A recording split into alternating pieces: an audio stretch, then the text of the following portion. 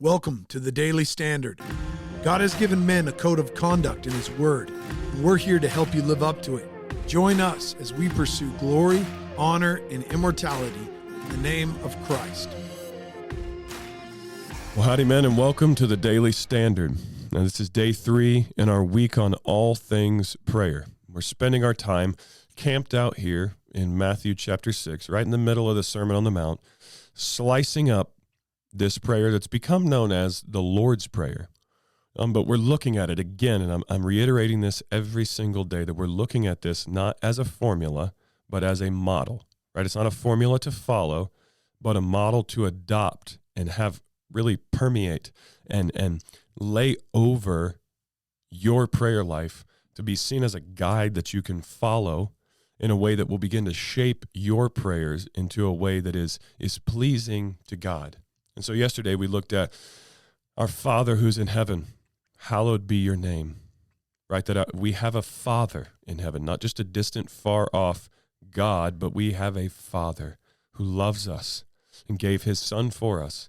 Our Father who's in heaven, hallowed be your name. God, would your name be holy in my life today? And when I fall short of that standard, would I always remember that it is not my righteousness that makes me approved in your sight and makes me able to call you Father, but the righteousness of Jesus Christ. But Jesus goes on to say in verse 10 of Matthew 6, your kingdom come, your will be done on earth as it is in heaven. Give us this day our daily bread. So we began yesterday looking at how we adore God as Father, right? We come before God and we adore him. We love him as our Father. And then we move from adoration into expectation. Your kingdom come, your will be done on earth as it is in heaven. Give us this day our daily bread. Now, for so many Christians, there is such a pessimistic loser mentality when it comes to the work of God in the world, right? We look at so much of what's going wrong in the world and we think God must be losing, right? The kingdom of darkness is prevailing against the kingdom of heaven.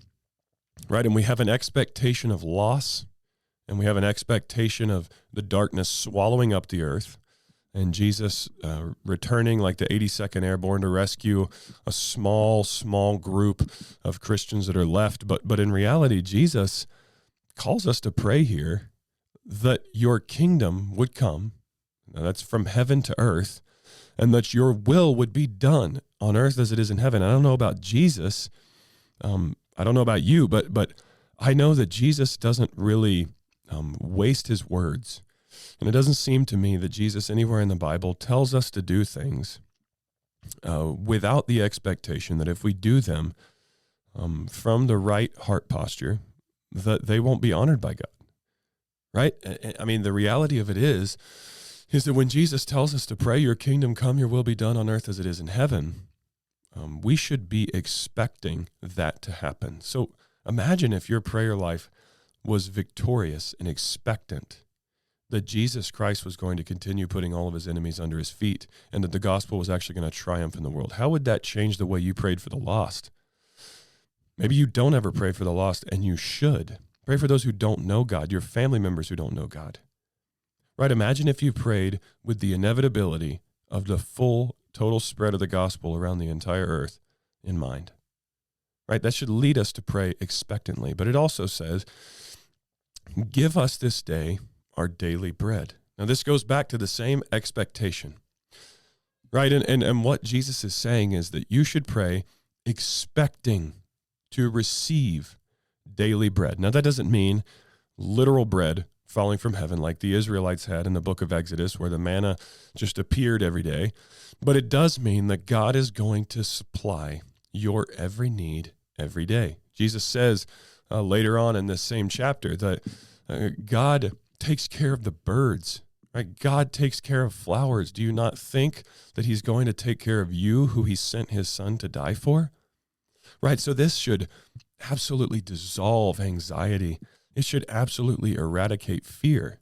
And this should give us such a strong and sturdy hope and expectation that God is going to provide for our every need. So maybe you're strapped on money, maybe you're strapped on so many different things that are distracting you from God. But I want to encourage you today that as you go forward to pray expectantly that your Father in heaven, who loves you enough to send Jesus to die for you, right, is going to supply your every need, and he is going to change the world, and it might just happen through you.